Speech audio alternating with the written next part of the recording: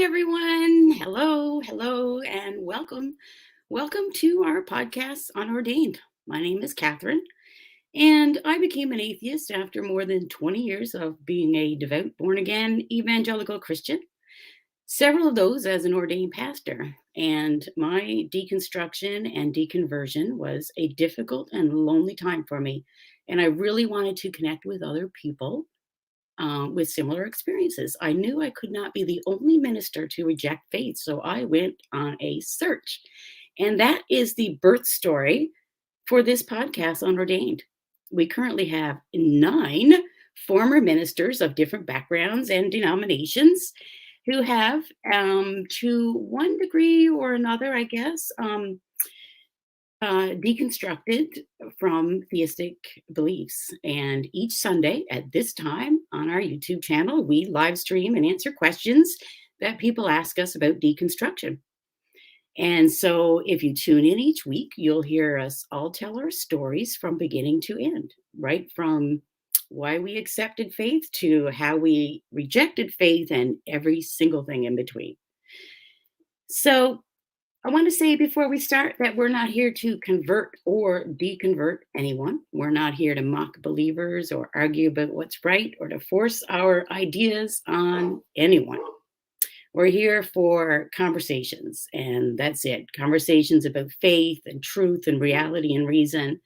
And we're here to support anyone else who is traveling the often difficult and lonely road of deconstruction. This is our second live stream. Yay! And I wanted to give a shout out before we even start to Oz of Tang, the Atheist Network Group, for streaming and hosting our first one last week. The first one was kind of a introduction to the panel, kind of a get to know you. And it was hosted by Oz of the Atheist Network Group. And so if you missed it, you should head over there to their YouTube channel. And while you're there, make sure you subscribe to the Atheist Network channel because Oz is a great guy and he's doing some really great work. And now, without further ado, I'm going to introduce you to 5 of our panel members today, and we're going to get started. So let's see. Let's start with Carrie.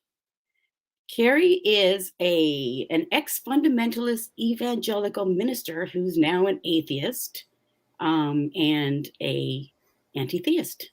Hi, Carrie. How you doing? I'm marvelous. How are you? I'm all right. Great. Let's bring on Kurt. Kurt is an ex-evangelical pastor and ministry leader who also is now an atheist. Hey, Kurt. Hey, everybody. It's good to be here again. How you doing? Yeah, it's good to have you here. Great. Yeah. Let's bring Tim in next. Hey. Tim is an ex-evangelical worship leader and a minister who's now agnostic. And Dwayne. Now, I have forgotten what Dwayne used to be. He used to be Dwayne. There's my my header right there if you want to read that. Sorry. Oh, Dwayne is an ex-evangelical minister who's now an atheist. I knew that all along. There you go. What was I? What did I used to be? Last but not least, definitely not least, is Ashley. And Ashley is an ex-Pentecostal pastor and Master's Commission director who is now an atheist. And an anti-theist. Hey, everybody. Hey, everybody. Hi. So this week's question comes from actually a Reddit post that I made a while ago. And it's one of the questions that people ask me the most is, how in the world did you become religious in the first place? And so that's going to be our topic tonight. We're all going to talk about our coming to God moment. We got to start at the beginning. So this is like our Genesis, our Genesis 1:1 in the beginning. And so I'm gonna start off, and I'm just gonna give you very briefly how I became a Christian. And so I became a Christian at the age of 28 during one of the deepest struggles with depression that I had ever had to that point. And I was at one of the lowest points in my life. I prayed and I asked the only God I had really ever heard of, I suppose, the God of the Bible, for help, because I was suffering with suicidal thoughts. So that night back in August of 1996, I prayed, I cried, I had a cathartic moment that I labeled as an encounter with God. And the next Sunday, I trotted off to church. I was not raised in a religious home, but I'm married into one. And so that's the church that I chose to attend on that first Sunday that I went. And for the next 22 years, I pretty much stayed with the same or similar kind of denomination. And so looking back, how I became religious, I think I can say with great confidence that if it wasn't for mental health issues, if it wasn't for depression, I probably never would have become a believer. And so that's my story, and I'm sticking to it. And I'm excited. I want to hear everyone else's story. So let me start by asking you this. Is there something that either one of you guys can say, like I just said, if it wasn't for blank, I probably never would have been religious in the first place? Yeah. Yeah, like what? It was the mental health for me too. Oh, okay. I was involved in the Pentecostal churches, and so that's very energetic, and it's not really theology based, so it's not really knowledge based. It's all about an experience and priming. And I was a very young, emotional, sensitive girl, and and now as an adult realizing the mental health issues that I struggle with, and I was just drawn to the prayer and worship and the miracles and the healing and all of that. I was so drawn to it. Yeah, I think for me, it was being so depressed and lonely, and then going to a church and finding so much community and acceptance and stuff. It was just what I needed. And as a result, I guess it felt like the depression had lifted, and I thought that I was delivered from it. So it kind of cemented the beliefs that I had, right? But I know what you're talking about with the because that was my Canadian accent that just came out there, by the way. I know what you're talking about. I know what you're talking about though, with the like the charismatic, especially the music. Like the music is a huge thing when you're emotionally vulnerable in the first place. Mm-hmm. Yeah. Like Tim, you would know about that. I was just thinking of personal things that were going on with me, and I was just crying. Yeah, Tim was a worship leader.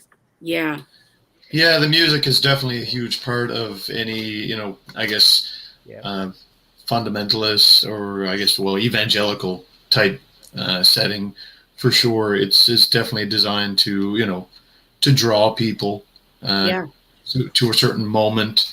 And definitely with the Pentecostal movement being very experience oriented, that, it's definitely one of those things that's, the music has this kind of I call it almost like a trance, like at this point, that's what I call it, that it really just draws you. I mean, and music's very powerful. So it doesn't matter whatever area that's in it, it always brings back memories.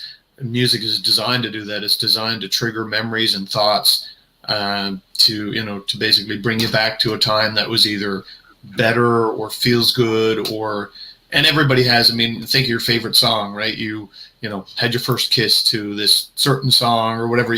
You remember that kind of stuff, right? And so that's, relating that to religion, I guess your first experience probably with either, your encounter with God or whatever you called it at the time, there's songs that bring you back to that, right? So there's definitely a huge part of that for sure. Yeah, I never thought about that before. Worship leaders are evil hypnotists. Try to be, yes. Satan was a worship leader before he got kicked out of heaven, Apparently. Every worship leader has heard that sermon, I tell you that, I bet you. Mm-hmm. I remember, like, when I was a pastor, I was never a worship leader, but I there was always very clear directions to the worship leader, and I would imagine, Tim, you would know what I'm talking about. But you were always trying to focus, everything towards the sermon, or that wasn't always the case, but it was definitely at a lot of times it was, for sure. Yeah. Well, yeah, you were probably told what the sermon was, and you're picking songs out to go with it.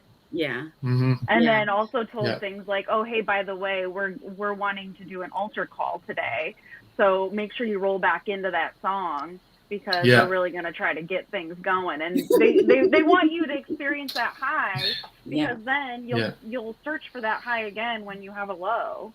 Yeah. And so when you have a low during the week, you'll be like, oh man, I need that. It's almost like a drug. Yeah. Yeah. And the music is designed to, like, I don't know if your services were all the same, but we always started off with really upbeat, happy music where we would dance and laugh, and it would almost like build and build and build. And the worship songs now, when you listen to them, that's how, like, they start off so moving, and then they kind of build to this big crescendo, right? Until everybody is, frantic, and that is, well, that's what we used to call the moving of the Spirit. Right?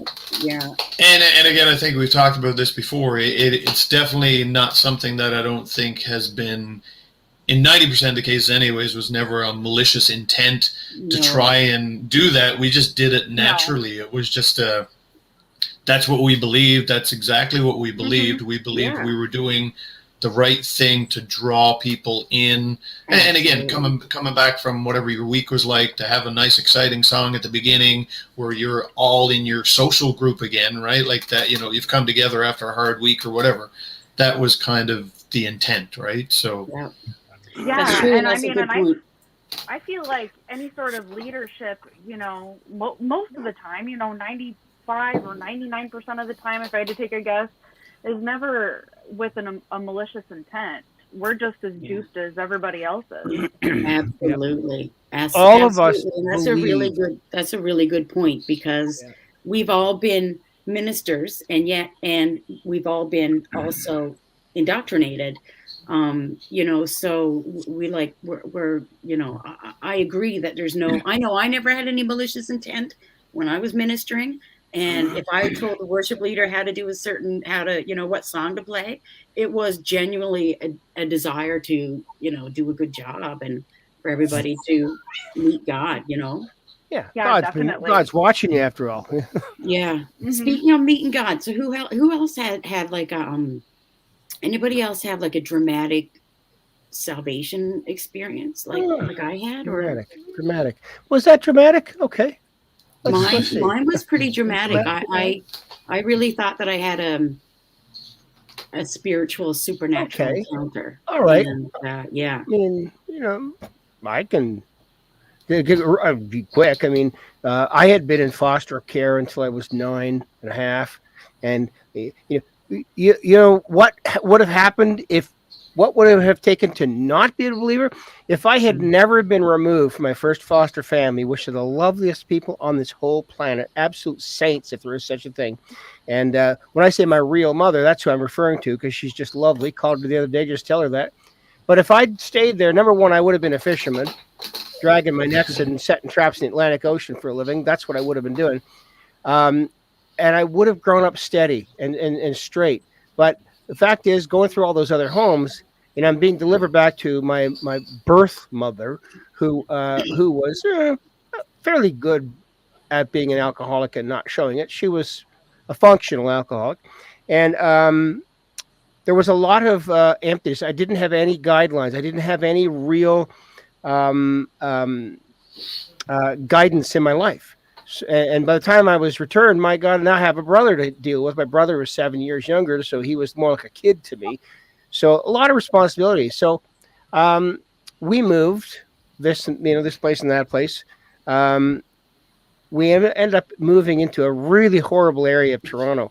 It's so bad now that if I tried to take a friend in there who was visiting from Africa, so I thought I would take him in. See, this is where I started out from. But the cops stopped us because, first of all, a black guy and a white guy together in that area is bad news. We had a good laugh about that. But the cops said, okay, if you want to go in there, We won't stop you. But if you have any trouble, we're not coming in to help. So, It was in the okay. church? No, this was a Jamestown Crescent in Rexdale, if you Oh, Google that okay. place. So anyway, there was this youth group that was doing. They were Jesus people. Okay, this is in the early 70s, and I met them there. And well, first of all, there was a movie publicized. There's a movie being put up in this public school, and it was one of those rapture movies where designed to scare you to death and whatever. But anyway, my birth mother this time, she ordered me to take my little brother to this free movie at the school. And so, okay, fine, I'll take him. I didn't mind. I like my little brother, still do. So we go there, and the place is being run by these Jesus people. So I'm sitting there. We watched the movie, and they came and talked to me afterwards, and they gave me a free book. Now I'm worried. The book was, I think it was The Cross and the Switchblade or something like that. Oh, yeah, yeah, Right? yeah. So now I'm scared. Okay, Yeah. it's free movie to get in. You're giving me a free book. Now, what do you got to pay to get out of this place? So, oh yeah, apparently you did a lot. It took me years to pay that debt off. So, just being in that situation, I was 14. I'm sorry, in the way we said it was Fort Dean. There, does that help? That what hooked me was the leader of the youth group was about 30 odd by that time, 32, 34, whatever. Well, he had a Jaguar XKE. That's XKE is for all the Americans, all the other people. The real name is E-Type, but we won't get into that right now. So he had this E-Type, and I'm into cars, but I always have been since I was 5 years old. I just love nothing better than getting grease on my hands. So that's how he hooked me in. We talked, and he talked to me about hot rods and everything, and I was just thrilled. These people are interested in what I'm talking about. They're interested in what I'm interested in, and so that's what hooked me. And my best friend from the Jesus People group was a guy who had taken his mother's Ford Pinto and put some racing exhaust on it and racing shocks and springs, and his mother didn't even notice. But we used to bomb around in his car, seeing how fast we get Miss Pinto to go around the corner. I don't know what Pinto was my first car. Is that right now? Yeah. So brown, yeah, brown Pinto. oh, that's lovely. See, Ford Pinto. There's lots of jokes about that.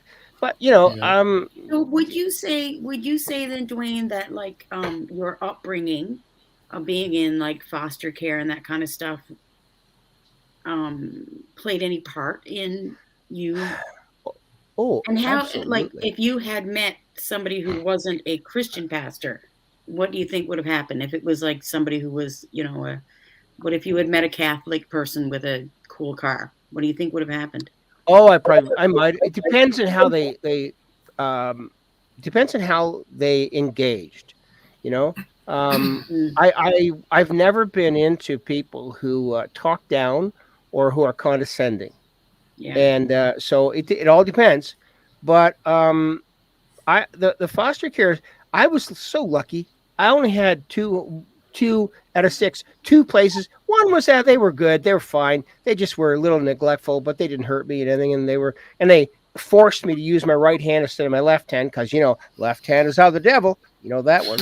These really? East Coast people, man. I'll tell you what. Is that true? Is that true? I've heard that. Yeah. Yeah, that was an old in. teaching. I was Never. dragged over to Dartmouth for that place, Dartmouth, Nova Scotia. So anyway, but most of them were very good. And the last foster family I was with was just the most wonderful people too. And now in my first home, I was taken to church, but it was just church, country people going to church. That's all it was. And it wasn't really anything dramatic. But the last place was they're Baptist. And if you want to steal a religious term here, seeds were planted. They took me to Sunday school, and I loved going. I loved what we were learning, and they happened to have a really nice, a good Sunday school teacher, which oddly only looking back to, I know this, he was an older man, well respected in the church and a deacon. Those are not usually the people they stick in Sunday school classes. Yeah, No. those are the guys who will get no, come, we have something important for you to do. Yeah, 'Cause usually kids the were Sunday important. school classes are Yep. are handled by women for one thing. We can be Yep. trusted with the kids, I suppose. Yep. Well, No what's funny? sarcasm there. When I was when I was preaching all over the world, whenever I was home in my home church, I was teaching Sunday school Yeah. because I recognized the value of the children. So basically, my good-hearted intentions, I managed to abuse all these children psychologically.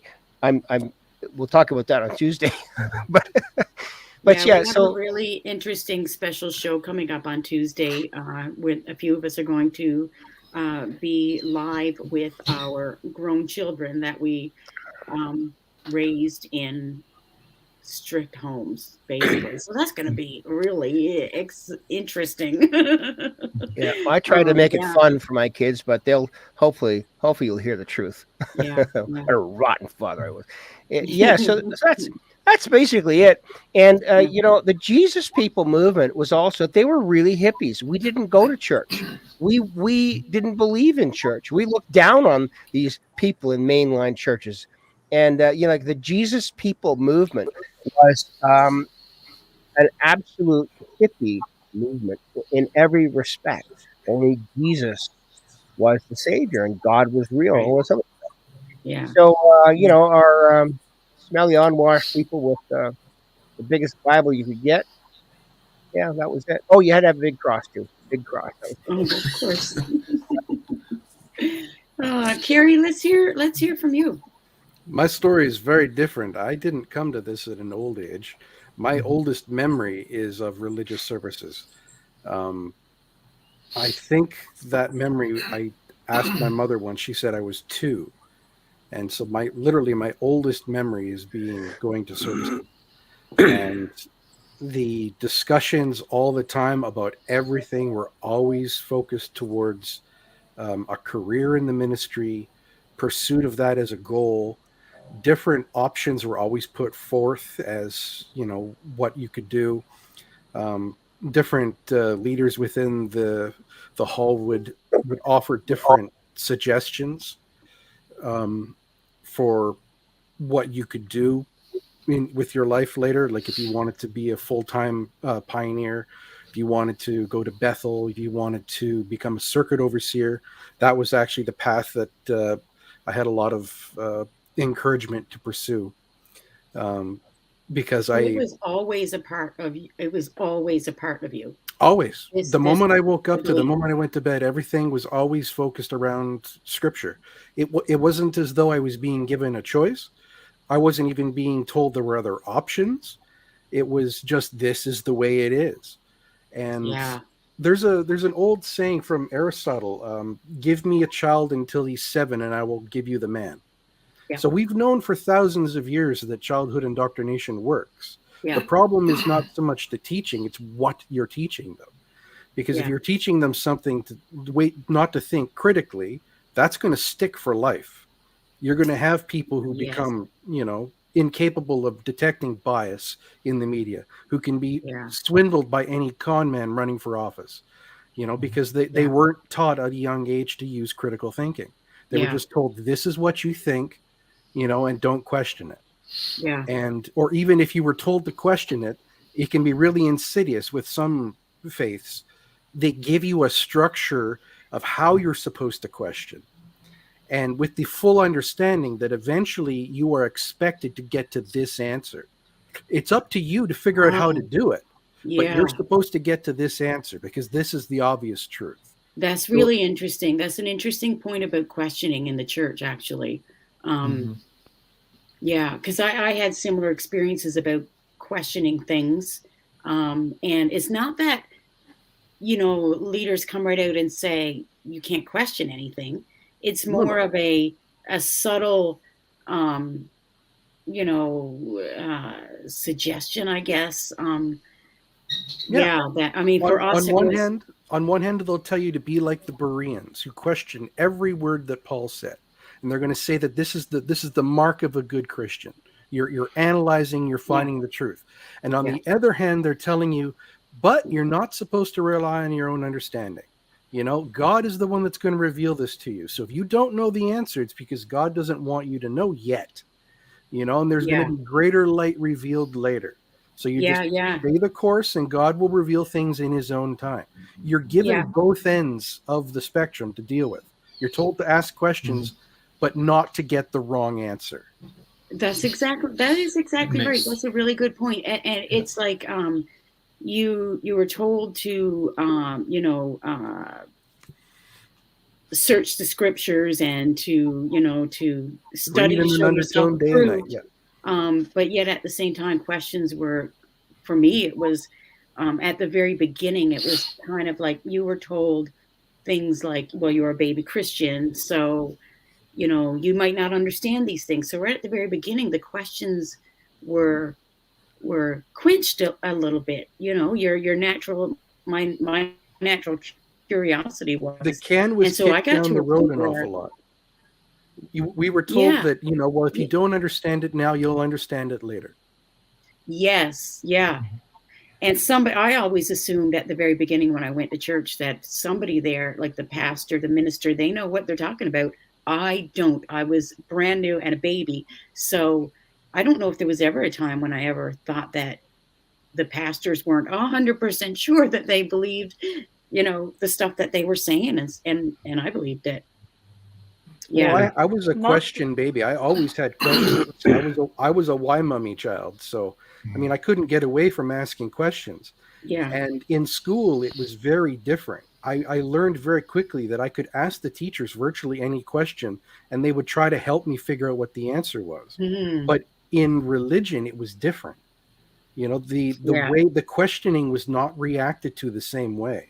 And you could tell that you were asking questions that were making people uncomfortable. Yeah. And they would have little quips and phrases and sayings that would seem to imply that you had just done something wrong by asking that question instead of waiting for a better answer to come along. Yeah. So it's a very controlling environment when you're raised in it. Yeah. I was doing some research a couple of days ago on indoctrination on kids specifically, and I found this study by the Pew Research Center, I think it was called. And what they found was that across the board, a family's religious commitment is closely linked with retaining one's religion into adulthood. So those adults who say that religion was very important to their family while growing up and whose parents frequently discuss religion are more than 89% likely than others to continue to identify with their parents' religion as adults, as opposed to 67% whose parents were religious, but they didn't talk about it, like it wasn't as important. And so, you hardly stood a chance, Carrie. Well, all of this was considered to be a biblical instruction, raise up the boy in the way according to him in all his days, So, I mean, it's not as though they're trying to deny the fact that they're indoctrinating children. They just don't call it that. They put a healthy name on it, instructing, you're training them. Training absolutely. Things like that. But you're not really teaching someone how to think clearly. You're just teaching them what dogma to accept. Yeah. Indoctrination is a loaded word. And Christians don't like to use it. And I would have completely said, oh, no, I don't. This is not indoctrination. Indoctrination is what other religions do to their people. What I'm doing is teaching my kids, the truth. So, yeah. Kurt. I mean, that's, that word is associated with a cult. And it's just too mainline to be a cult, right? I'm here to tell you, no, evangelical Christianity is a cult. Okay? Yeah.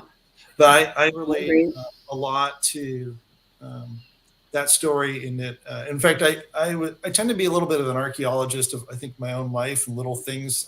I keep little knickknacks and things along the way, and some things I've thrown away over time. But as I was reflecting ahead of this time, I was like, oh, I got to dig through some things. And I found this. I wanted to read it. Says, on presentation from 3rd to 4th grade, First Baptist Church, Petaluma, California, June 10th, 1951. And this was to my mom, Lorraine. And this is her Bible that she received when she was promoted from the 3rd to the 4th grade in Sunday school. Because I started to think through this from a family lineage standpoint. I also found this picture. This guy here. This is James Lewis, and it was taken in Seattle many years ago. He was my great grandfather. He was a Presbyterian music minister, choir and piano and organs, choir director and pianist, and played the organ as well, which is also a really dominant theme in my family. We have a lot of musical history there. So I'm a big believer in the power of music, and then also it's the danger that's associated with it. It can be associated with it too as a tool of manipulation. But as I started to look back, I realized that, at least as far as like parents to grandparents to great grandparents, I can't speak to aunts and uncles, I'm the first atheist in my family in over 250 years, to my knowledge. Wow. Yeah. So from one generation to the next generation, this assumption of truth, led ultimately to this moment. I don't know if you can see it or not, but I'll hand, there's a getting baptized. There's a pastor in the water, and standing next to him, a really tall guy, as you can imagine, is my dad. Those of you who know me, I'm 6'4", and there's four kids in the background. I'm actually the smallest of them all. You can barely see me. I was around 7 years old, and I remember that they said it was unusual, or there's a little bit unusual to be that young to be baptized. So I met with the pastor, Pastor Jim, that's his name, and I remember telling, at least for my parents, they kind of help recall this, that he asked, why do you want to be baptized? And I said, because Jesus loved me enough to die for me, because I'm a sinner, and now I just want to love him back. And that was my 7-year-old confession of faith, after literally looking back on it, hundreds of years of my family taking the same thoughts and concepts and passing them on to the next generation. So how was that received by that pastor and your family as a 7-year-old boy, for you to say that? Yeah. Because when I think about it now, I think, oh, that poor 7-year-old boy. Mm-hmm. But if I look at it through my pastoral lens, I would have said, what a sweet spirit-led little boy. No, there's almost a sense of like, oh wow, God must have some really special plans for this young boy. Such a clear calling on his life, and he was speaking about it at such a young age. The irony as well involved in all this is, like, I have 2 girls. They're 12 and 7. So my youngest is 7. My oldest 12. I baptized her. I think she was maybe 8 or so, not long after that age, years ago. And I know there was, in general, it was almost like an excitement, a euphoria over. There wasn't any, and to me, it's really disturbing, because when you think about it, you're like, okay, so somebody who's 7 years old, the same age as my youngest daughter, is feeling compelled to make arguably the most important decision of their entire life on a belief system that will frame every action, or at least ideally that's what it's supposed to do, every action that's supposed to follow. And also just, again, the message in that at the age of 7, apparently I was such a despicable person enough that God would have to send his perfect holy son to die the most gruesome Yeah. death possible that I'm exposed to at that young of an age through the stories for me. Yeah. So That's the child Yep. abuse part of indoctrination, in my opinion, is telling kids that that they were born broken or lacking and Imperfect. need some kind of which is yeah, the one reason why I shared last week that one thing that I've been doing over the last couple of years is really, especially to my 12-year-old, but my 7-year-old as well, but my 12-year-old who I baptized at one point, like I said, is to own that. Like, I was the recipient of spiritual, emotional, psychological abuse, and then I passed that on, and I carried on in it, and I brought that on.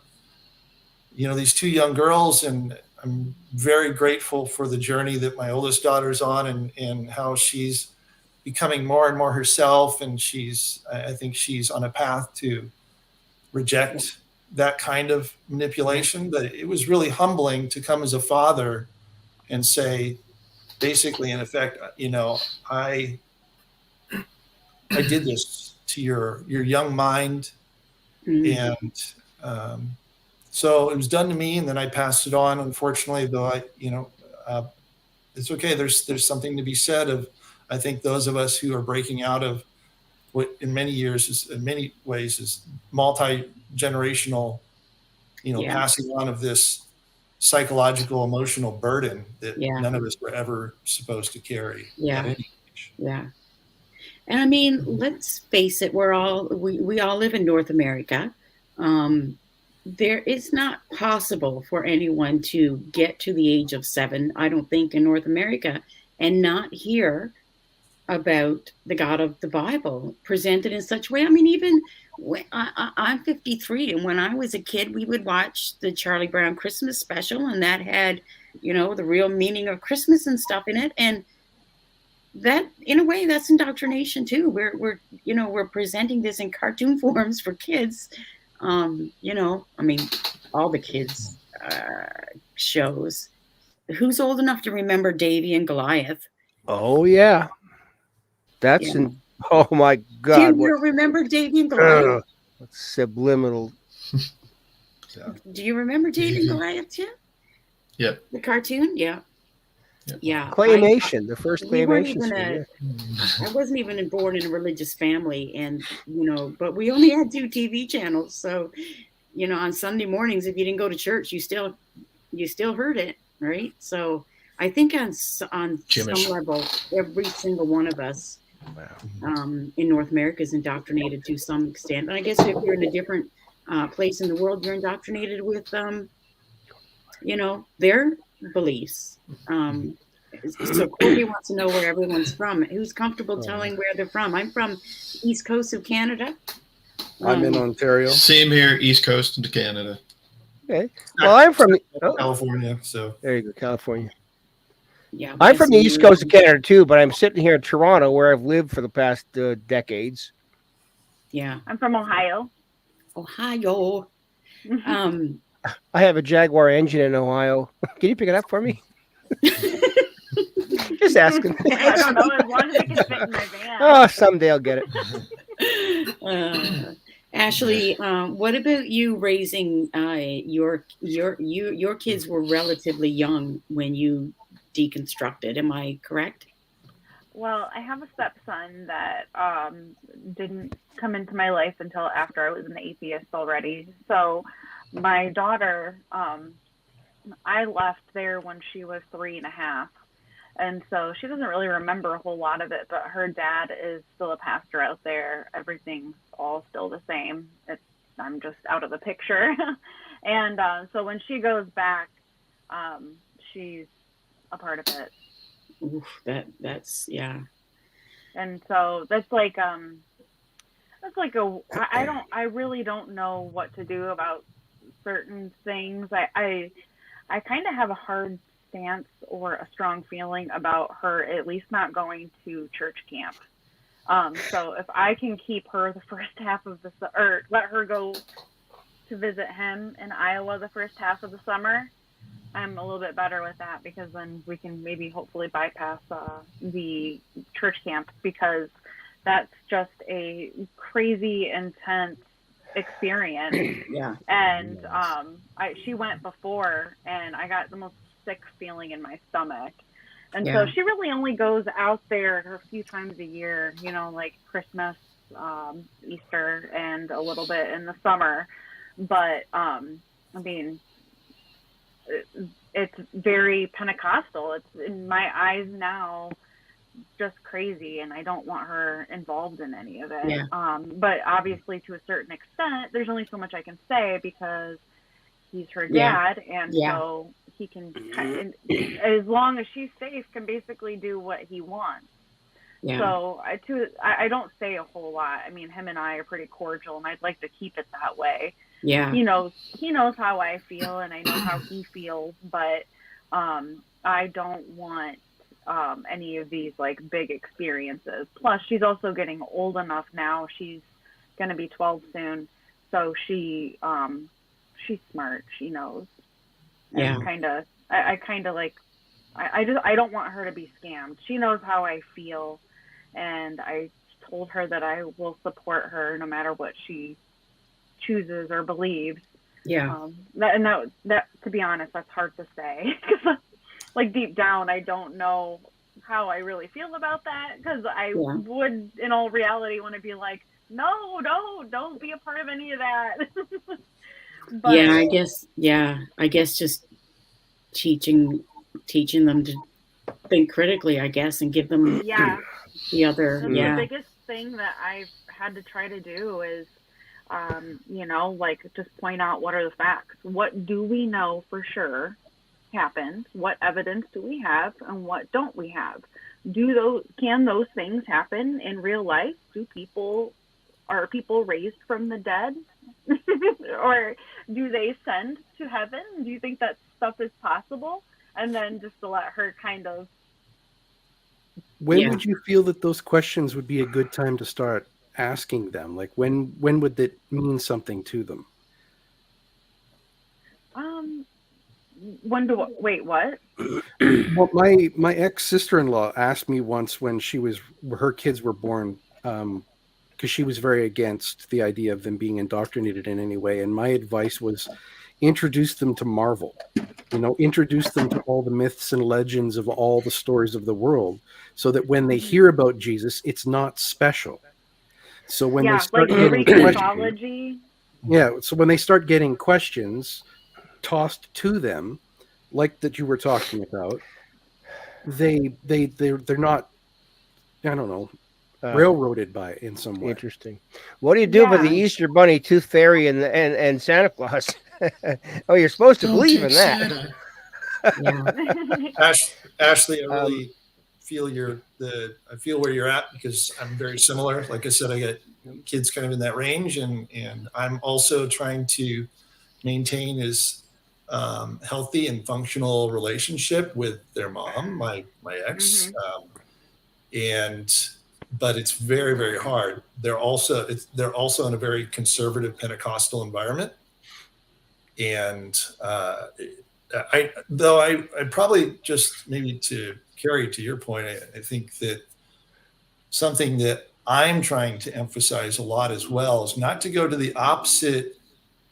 I don't want to end up making the same mistake with them, which is I don't want both of them to feel like I'll be extra proud of them, extra, excited if they end up where I'm at.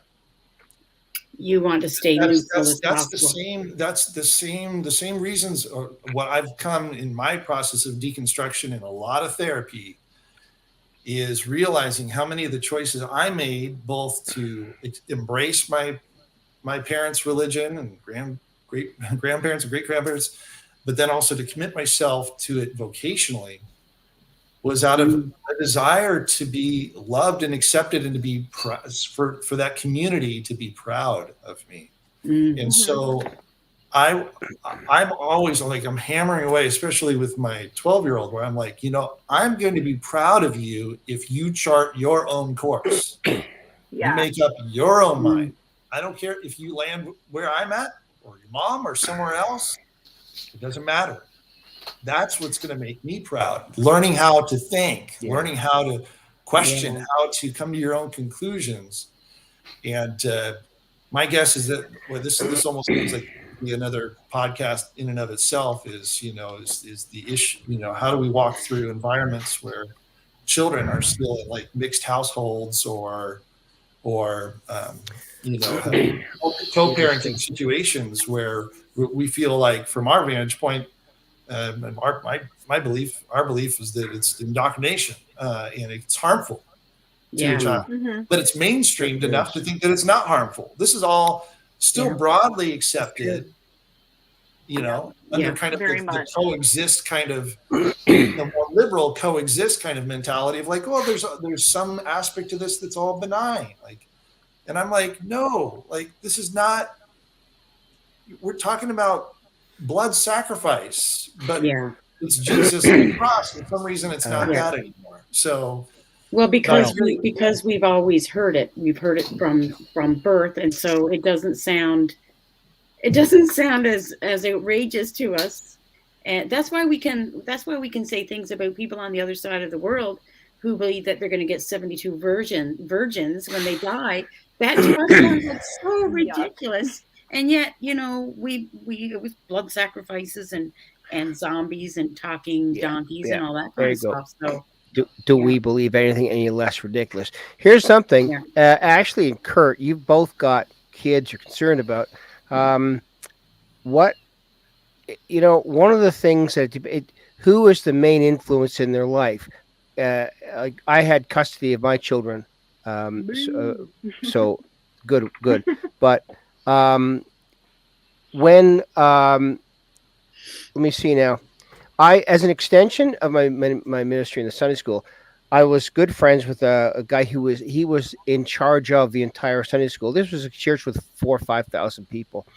So I worked very closely with him because we both had the same heart for children. Anyway, one summer at camp where I worked with him, keeping the kids busy on Jesus things, Bonnie brought up our nephew to summer camp. Fun, he was 8 years old. And during the week that he was at camp, he became a Christian. He gave his heart to Jesus. And he was so excited. He went home and said to his parents, I'm a Christian now. I gave my heart to Jesus. Now, his father's a Catholic. I don't know about his mother. But anyway, so let me just tell you, that didn't last. There was no support. He had the exposure, but there was no ongoing support. And I think that's what it takes. If a kid has something else to do. Now, I've also lived in both the U.S. and Canada, and there's a substantial cultural difference. This happened in Canada, and Canada is not a substantially religious country. Right. It doesn't mean anything in Canada to be an atheist or not, but in the U.S. it tends to be more serious.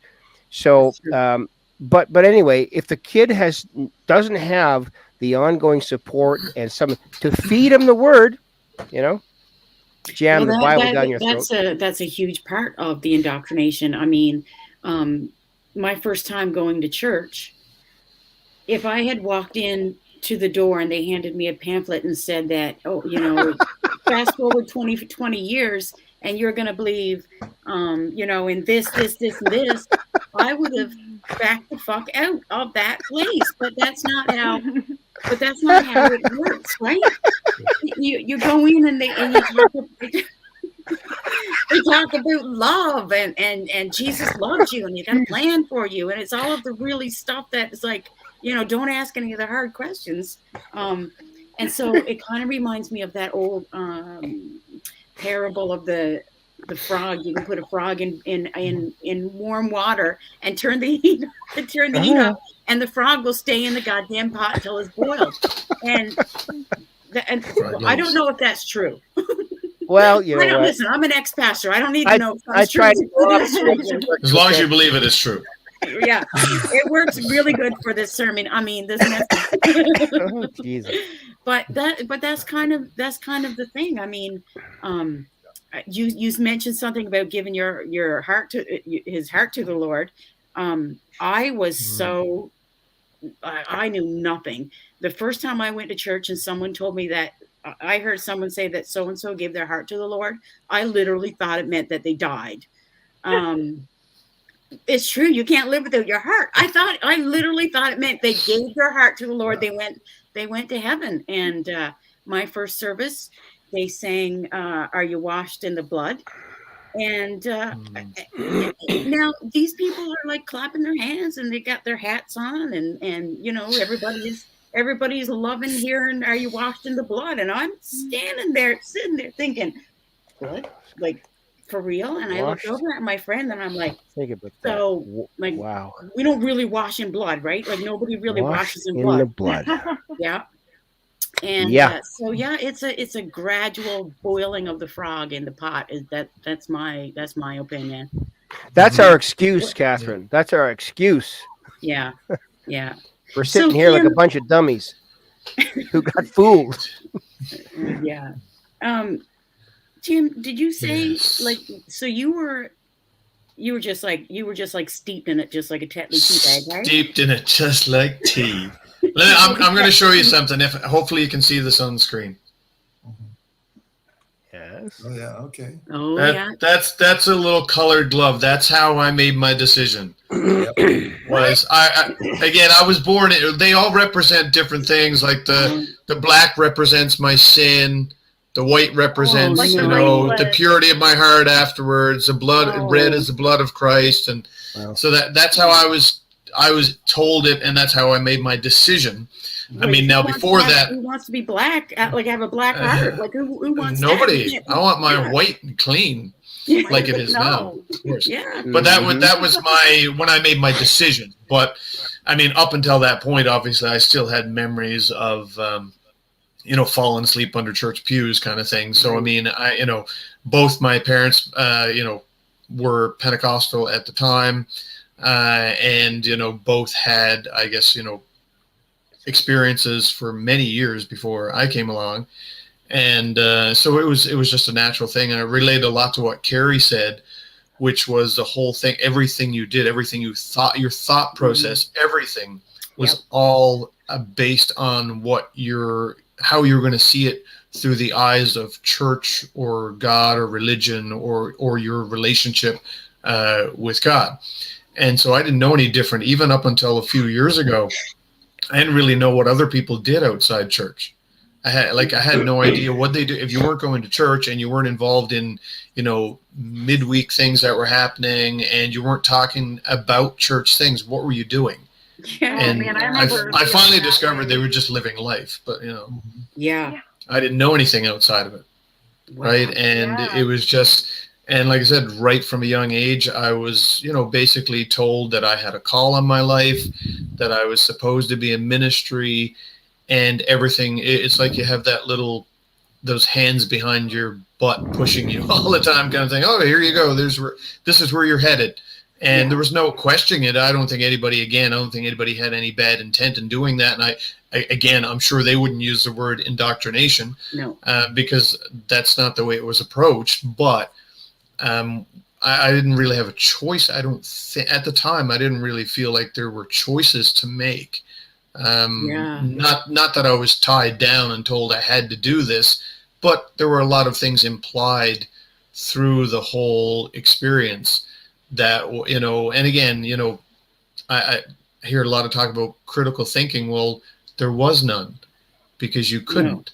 If you did, you were ostracized. If you were a bit different, you were ostracized. If you didn't go to church every single time it was open, you were ostracized. I mean, that let alone, everybody was wondering where you were on Sunday morning. I guess you're home eating breakfast. I don't know. Like, how dare you? How dare you miss a service? How dare you sleep in on Sunday? Yeah, like, a church of the open bottle. No, that's what it was. But I mean, it's just I really didn't know anything else. And so that's I would imagine there was never a point in your life like There was never a time when you said, I wonder, should I be a Muslim? Or, I wonder, should I convert to No, Judaism? No. definitely not. No. No, those things came much, much later. And I wouldn't even be able to tell you why, like, why it took that. I guess, I mean, obviously personalities play a lot into these things. Again, I didn't come in with, it's not like I came in with issues and got saved from a life of, alcoholism, or I was majorly depressed or those kind of things. So I don't have those kind of stories, which again was always a thing for me too. That was the other side of it, is that, you come testimony time in church, and I was like, well, what do I testify about? Yeah. The glove? Let me tell you about a glove of many colors. Yeah. There was no, so I went through life sometimes even feeling guilty about that I didn't have something to testify about, right? That God didn't save me from some horrible life of crime, like, or whatever. So, it's definitely, there's a whole vicious cycle that happens, in that group. And it's basically, it's your social group. It's where you learn everything. It's where you learn how to interact. It's where you learn how to treat others, where you learn how to treat, even male-female relationships and those kind of things. Those are all fed to you as to how those are supposed to play out. Absolutely. How your life ends is all fed to you as to, and again, I know somebody touched on something earlier about the beginnings of, even religion and how it went, one of the things about the early church was that the people in the communities were uneducated. So anybody who came who seemed like they knew what they were talking about, we didn't question that at all, because they were the man of God. They had either had a separate experience or they were more educated, and they came with a word that and a lot of it, to be quite honest, when you look at it nowadays, didn't even actually line up with some of the scripture they were speaking on, but because that was their revelation as an educated person coming to an uneducated crowd, we were indoctrinated in those ways to thinking a certain way about certain topics that weren't even really the truth of the Bible, let alone the truth in general. Yeah. Right. Isn't it interesting? That's fascinating, because, there's a certain big denomination that decrees that their religious leaders are the ones who tell you what God's word is. Most of those people in that religion don't even have Bibles in there. So they have a prayer book, but they don't have Bibles. Gee, who am I talking about? Anyway, but the other thing is, we're all a bit like that. I find it interesting that a lot of hyper turbocharged Christian born again types, that would be the Pentecostals, would be us, is cautionary towards post secondary education, because if you go to school, you become liberal, and liberals think, and you can't have that unless you go to Bible college. Yes, that's good, because or Bible college if college. you're a woman. Oh yeah, bridal college. Your ring by spring, your money back. There you go. We call it. Yeah. We were constantly warned about the dangers of higher education. I mean, if you had to go to a trade school to pick up a career, okay, fine, but higher education, why would you need that? That's unimportant to being a minister. So it was always talked against, and we were always hearing stories about people who let their kids go to university or college, and sure enough, they stopped attending the meetings. Wow. It's like, well, if you're I'm trying to think clearly, it's going to be a problem. Yeah. I'm actually really embarrassed to say that I was so zealous. This wasn't even my parents. This was my own doing. I was so passionate about becoming a missionary and a pastor someday that I actually dropped out of high school and went into Bible college. And so I didn't. Because your parents weren't even religious, right? No, my family was not religious. My mom took me to an Assemblies of God church, and my sister too, from the ages of 5 to 6.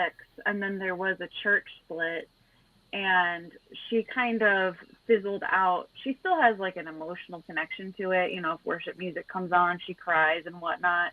But I went by myself. I was invited when I was around 12 years old by some of the other kids from church or school, and they invited me to the same Assemblies of God church. And so then I, on my own, just started making friends with all of the kids in all of the different youth groups, and I would bounce around. And so I was basically, I was definitely like the only charismatic Pentecostal serious one in my family. I was like the crazy one.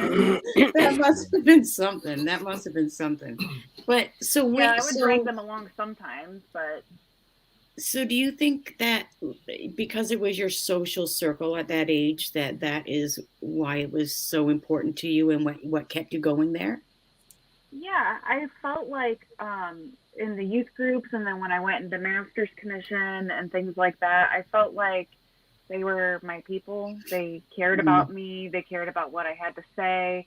And then because of how emotional I am, and mental illnesses and all that, that my emotions would get so worked up, and it was almost like it looked like the Holy Spirit was working through me. So for the most part, it was like, oh, bless her. Look at that Yep. girl. She's being touched by the Holy Spirit. And so I came off like I was a Interesting. very like passionate person where the Holy Spirit was really working through Yeah. me.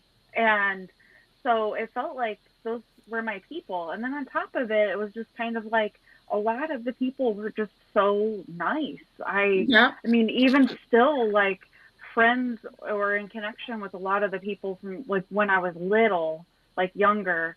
And I wouldn't even say that my parents indoctrinated me. My parents are amazing. They're very logical people. And when I left religion, I was able to escape back to them. But I really held on to all of it, all kind of on my own. I mean, my mom obviously encouraged it a little bit because she considers herself a Christian even now. But for the most part, I just went and I ate it all up. And Yeah. I believed all of it.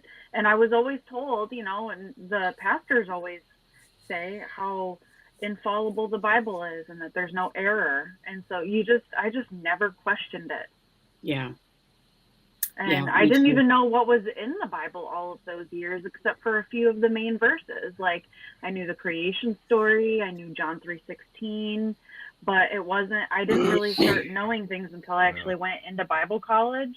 And then I was like, oh my God, do you guys know what's in this thing? I can so relate to what you're saying. I don't think I went to a church service in the first 2 years where I did not cry. Yeah. And Always. it is seen as almost a mark of spirituality. Like God is really moving on this person. And really Yeah. what I needed was some friggin' antidepressants. Yeah. To stop playing Yeah, that sad music. that's exactly what it was for me too. I went all of those years untreated, and then all of a sudden it was like, wow, I have like a ton of mental illness issues, plus now with some of the things that happened in the aftermath when I left, some kind of traumatic experiences with the church, and so now PTSD on top of that. And so I'm on a couple of different medications for anxiety, and it's what I needed all along. I mean, Yeah. I was chasing all of those highs with no education, no knowledge on any of it. And I just every week kept going back, and I wanted to be a part of those prayer sessions. Yeah. And the inner healing prayer sessions and worship sessions. And I would even show up at the church at 5:00 in the morning when I was in Master's Commission, so I could worship an extra like 3 hours before we would worship for 2 hours. It was like my coping mechanism, like my medicine. I can so relate. I can so relate to it. I think that's really important for us to thought that I had earlier was that, in order to extend some compassion to ourselves, I think our systems, our biological, evolutionary, ingrained systems to do what we think we need to do in order to survive Oh yeah. Mhm. are hugely at play here. And when we recognize that, it's important that we not fall back into another hallmark of religion, particularly, which is usually shame, is understanding that, whether you're like myself and Carrie and Tim, that just kind of grew up just saturated with it, and then we made decisions consequentially from that, or there was other significant events later in your life that brought you to a state where you needed something in order to survive. Yeah. And then it's connected to this ultimate divine narrative that gives you such an amazing sense of like privilege, in a sense, that I have access to this. Yes. The master plan. I got it all in my hands. Yeah. And like literally in my hands, if I can grab the book, and at least that's what I'm told, which is one reason why like divine revelation is such a huge linchpin in this whole, like it's the first domino. It's like once that falls, it just starts to tear everything else down. But we should have compassion for ourselves if there's others who are watching this. It's really easy to fall back on like, what was I thinking? How stupid was I to do this or that or that? And I guess I'm trying to enter into a space where I'm having a lot of compassion for myself and understanding where I was at, what I was trying to do to just stay alive and have meaning and purpose. And yeah, that's a really good point. For the first couple of years after I deconstructed, I struggled with a lot of guilt over the things that I've done, and it took me a long time to get over it, and especially with raising my own kids. That's that's a hard pill to swallow, but we do what we do to survive, and we all do. I don't know, we say this, we've said this before, but I don't know anybody who was really malicious in it, and so that gives me some leeway with myself. I know that I've always had a heart for other people, and that's why I was in the ministry. So I kind of gotten over the shame and the guilt of it. But there are some times though that when I think about some of the stuff that I used to believe, when I really have to shake my head and think, holy crap, like, how did you get there? Especially when passing it on to children. It's like, that's the big, because I did a fair amount of children and youth ministry for most of the years that I was serving pastoral roles. Yeah. And I just start thinking, and like Tim, I have a lot of music in my family. I played and sang some, and I look back at the lyrics of some of these songs that I would sing and get other children to sing. I sing one every morning still. Yeah. You can't get it out of your head. It's not coming out of my head. I didn't listen to any secular music for 20 something years. And so I'm going to constantly have a theme song of religious music in my head. That is funny. I actually singing it sometimes. I'm like, no, wait, what? You just change the words so that it's it's funny. Yeah. You know what's good though? What's interesting is that we are all people who at some point in our lives stop to think about why we believe what we believe, even if it took us, like for me, it took 24 years. And I'm pretty proud of that. I asked a question in a Facebook group today, in a really large Facebook group, I asked people who believed in God, at what point did they believe in God? Was there something that happened, or did they always believe it? And was there ever a time when they examined those beliefs? How did they choose which God that they, were going to call out to, for example? And I'm learning that a lot of people have not stopped to think about why they believe what they believe. They just accept it the same way that we did.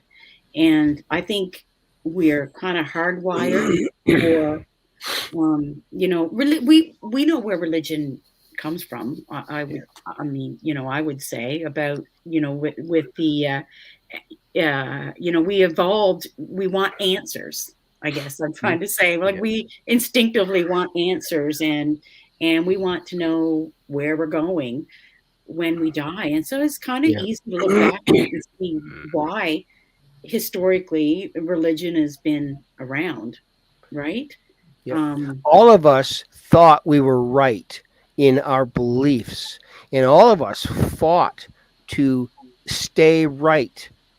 And Mhm. you know, when you put all your money on a poker game, every cent you've got is on the table. You damn well better have the winning Yeah. hand. Right. So you know, it's hard to let go of that, because Yeah. walking away from the table at that point feels like you're losing everything. So you fight for that until you realize that the hand is imaginary. The poker table is a bunch of cons, and you know, whatever money you have on that imaginary table is monopoly money anyway. So just get the hell out of there. Yeah. And nobody's folding their hands. There you So- go. Yeah. Yeah. No one to hold them, no one to fold them. Oh boy.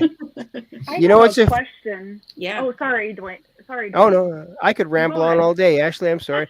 Me too. I could. No, I was just gonna say about guilt. The only time I ever experienced real guilt as a Christian, the only time I recall is I was working for a major record label, Capitol Records, and from 78 to 84, and the fact that I was a Christian studying ministry, and then eventually in ministry in such a sinful business, that was the only time I ever felt guilt. Yeah. Really. There you go. That's it. I guess that's not as profound as I thought it was. But okay, you can have it. There you go. I interrupted Ashley for that wonderful Oh story. no, I think I interrupted you. Well, I think it's very telling that the vast majority of people who are theists or religious are in the same religion as their family. I mean, what does that say about religion? I mean, it's cultural, you know, it's familial. We're very taught much. it. It's And territorial too. I mean, if you tell me where you're born and raised, I'll probably be able to tell you what religion you are. yes, exactly. Yeah, I mean, some of us, if we were born in a different place in the world, we would have been, you know, like suicide bombers. There You you know, go. Wow. it's Not possible. necessarily. We could That's have like- very easily have been just as fanatic about a different religion Yeah. as we were with Yeah. Christianity. Very true. Fanaticism is kind of the same everywhere in its darkest, you know, taint. One thing I've recognized as a screener, I'm bringing this up for the Clergy Project, is I've interviewed people from many different religions. You know, there's a billion Christian denominations, but I've dealt with people that were what's that outer space thing with Ron Hubbard and whatever. Christian Scientology. There you go. I've all of them. And you know, there's one thing that every refugee from every religion has in common, and that is they're glad to be out of it. And once they're out of it, they feel that they've been brainwashed, they've been hoodwinked, and the only real commonality we all have is when we finally realize that there is no God. The religion is bullshit and it's bad for you, just like George Carlin said it was. And once we get to that place, we're all equal and we're all equally sane and insane. There you go. Yeah, that's exactly how I feel about religion too. I feel a little bit more straightforward about it. I just think it's dangerous, and that's why I've had a hard time with kind of being okay with certain things with my daughter being exposed to some of that, because I mean, even just on small scales and large scales, it's just dangerous. I mean, on a small scale, I think of like, you know, parents or leadership or just trustworthy people telling children that they're going to go to hell. And I mean, you need a dose of small scale. Yeah. For protecting your children, you need a dose of comedy. You got to find a way to make innocent sounding jokes about this nonsense that they're exposed to so that they can laugh with you and just plant that little seed. Has anyone ever seen the, I don't know if it's a documentary or just a YouTube video, I can't remember now, but called I think it's called Jesus Camp. Or Oh, something yeah. like that with the Something kids. like Has, that. has Yeah, anybody that's seen a it? while ago now. Yeah. Yeah, I don't think so. So Yeah, child that's- soldiers or something like that. yeah. I've listened to this woman, and it's a woman preaching to a bunch of kids in like a church camp kind of thing, Ashley. Oh, Yeah. And horrible memories. she's going on about Harry Potter and how, basically if you follow Harry Potter, God is, that's witchcraft. And I was so against that too. listen, I Really? went to my kids' school. Went to their teacher because she was reading Harry Potter in class, and I'm like, oh, no, this can't happen. You will not indoctrinate my child in this classroom with Harry Potter. No. And so they stopped watching. That's They so stopped funny. reading Harry Potter, and it didn't help that the teacher was a Wiccan. And so I thought, well, this is, I am literally fighting the devil here, right? Yes. That is so funny. I made my sister get rid of all of her Harry Potter stuff too. I was convinced that we were hearing demons through the speakers and the radio, and that we were seeing them come out of some posters that we had up on the wall. I was crazy, and I was like, we have to get all this stuff out of here. And I put it in the garage, and I got some oil, and I was anointing all the corners of the walls. Oh, yeah. We just got all of our tapes and records in a pile and just burned them. Like that's what we did. I broke yeah. all my CDs, Yeah. all my secular CDs, which man, I missed all those miraculous ones. I was Could make warned some I money. had curses in my house. I went through everything. I even got rid of my karate gi because that was supposedly, some Eastern mythological Yeah. religion. Yes. I was not allowed to And, do martial arts. Yeah, when I was a kid, Yeah. definitely Yeah, not. well, Yeah. I took judo and karate, but I got nothing to show for it. Yoga. Yoga was also Yoga's the Oh, yeah. same, yeah. demonic. I Yeah. was- You're not allowed to Yeah. meditate because that could give Yeah. Satan the opportunity to enter your comm Yeah. line. It's an open window. Yeah, An open You know window. what? Open window. Yeah. That's true. We just gave Ashley a flashback. There you go. Back in the Jesus There's people the days, we had PTSD. people who had been in yoga and what were those all that nonsense the Beatles were into. Anyway, guy came to our church with the Hare place Krishna. where the Jesus people were meeting at. It was an actual church, but we rented it we took it for Saturday night, and they were talking about how he had been in meditation. Come on, transcendental meditation. Yeah. Oh, And how evil it was and how satanic it was and how he freed himself, and now he's a Christian and he's got Jesus, so he just has a different poison in him. That's all. Yeah, so that goes back a Tell us long what way, really think, Dwayne. Tell us what you really think. Oh, listen, it's all bullshit and it's bad for you. I'm The- kidding. You don't have to Another, censor yourself I'll tell you here. something else. I took a break from all this Christian nonsense for about 6 years, and I don't ask me how, but I did it. I was a professional stand-up comic for 6 years, and after that, I worked with some wonderful people, some big names. I think did a lot of good things. I'm very happy, not regretful at all. When I went back to preaching, I found myself better as a preacher, and I found myself able to hold the audience better, having had the experience of doing stand-up comedy. Taught me something. There is a very, very thin line between preaching well and being an entertainer. Oh, absolutely. Absolutely. I would say it's the same. I mean, It's the same all the thing. things that they That's- commented that's- growing up. That's They the do. underlying inflection. It is. They're the same Yeah. thing. Yeah. Yeah. No, So- like in our hall, we had to give sermons all the time. Everybody had to give them different talks on different subjects. Any If you good jokes in your sermons? No, we were told to avoid them unless they were very minor. Like, Oh my little God. Really? about laughing at the devil and that sort of thing, Oh, yeah. Oh my Oh, God. really?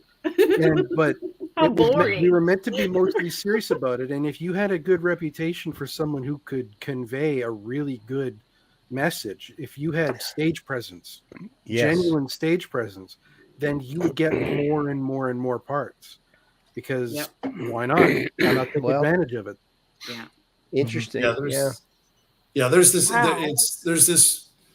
Yeah, there's this kind of clear double standard that nobody wants to talk about in terms of blending entertainment with spiritual formation kind of practices, and yet we would use that language even like professionally in preparing for a Sunday. It's like I remember hearing one pastor say, "It's like, hey, if we don't land it, if we don't stick it, on Sunday morning, Yeah. man, I guess God is unable to recover from that if we're not Yeah, somehow it's pull it Yeah. all together and really give a great Sunday, not Yeah. show, but experience, whatever." Yeah.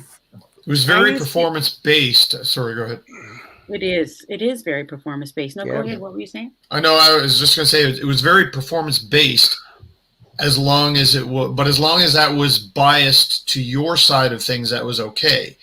If we were looking at other people, like even people who were in the church, if they did other things, and I think obviously specifically of music, if you performed otherwise outside the church, then it was ungodly.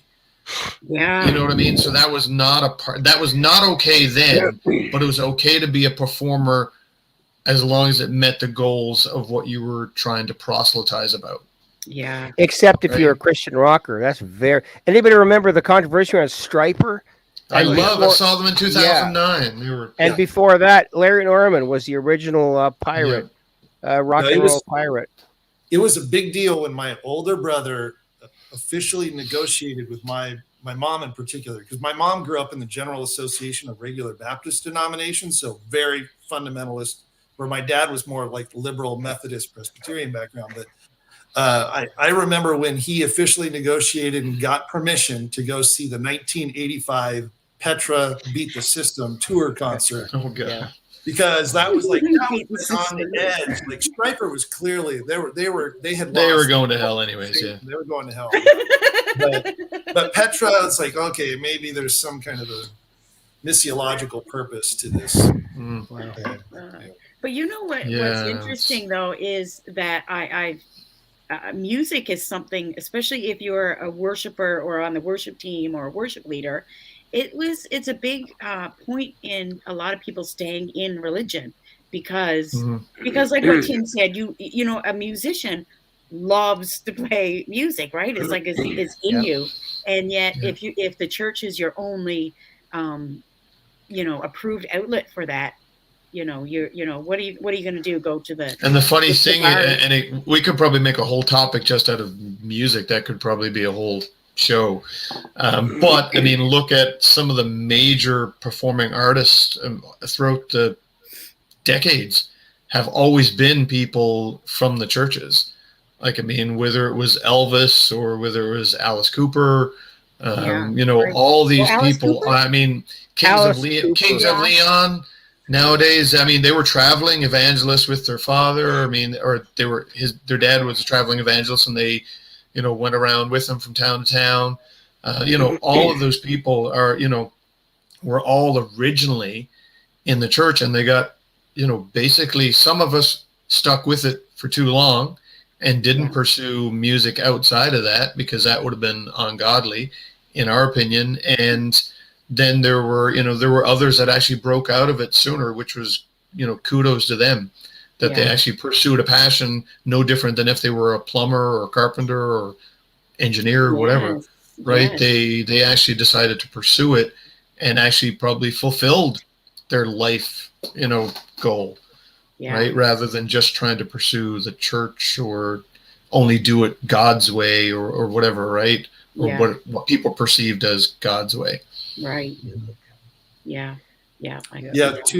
Probably the two most, critical life turning points in my adolescence, I would say would be because I'm also very athletic, would be when I made the freshman high school basketball team, and then I quit it to instead do what was a program back then called Evangelism Explosion, because I felt like it was going to make my parents and the church happy. And then instead I had a music scholarship lined up because I loved musical scores. I wanted to go on and be involved in that environment. And I had a musical scholarship lined up, and I turned it down to go to Bible college and study ministry and theology. And so That's- literally the two things that brought me the most joy in life, the movement of the body and exercise and competition and all that stuff, and then the expression of our thoughts and feelings through music, were the two things that I shut down in order to defer to the expectations of my religious community. Wow. I bet there's a laundry list of things that we've all turned away from in our attempt to stay true to our faith. And Yeah. some of those things still haunt me to this day. But That's interesting because Like what, Carrie? about turning away from trying to fight, let's say, the music bug. You have the music, so you want to turn to. There's a guy who was at a friend sort of years ago, and he was a Christian. He worked in Christian music. He worked in what was called, there's a recording studio called the Master's Workshop, which used to be a Christian workshop. Anyway, I can't try to remember his last name. Paul. Just a few years ago, Paul won an Oscar for the soundtrack of the Freddie Mercury story. Oh yeah. What's that? You know the one, the movie, the big movie. Anyway, so clearly Paul has expanded his horizons, and I used to tease him about his car. If I ever see him again, I'm going to have at it. he had an Austin Marina. Never mind. But anyway, I think a lot of people fight that when they're young, but find a way to blend it into their life. Even if they still believe, they find a way to blend that into their life and make an excuse for doing it. Does that make sense?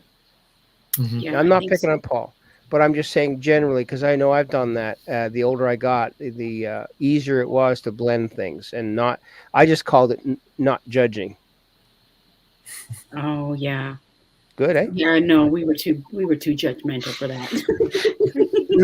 I kind of Oh, get my. what you're talking about. I mean, even if you did want to go and get education in something, Mm. for example, I originally went to school for electronics engineering, but it was specifically expressed in my church at the time that I was very good with computers. I seemed to understand computers, and computers back in the 90s were things that you needed to understand and fix and repair, and so it'd be a good career, something I could do. I could do computer repair for the rest of my life, and that would fuel my ministry.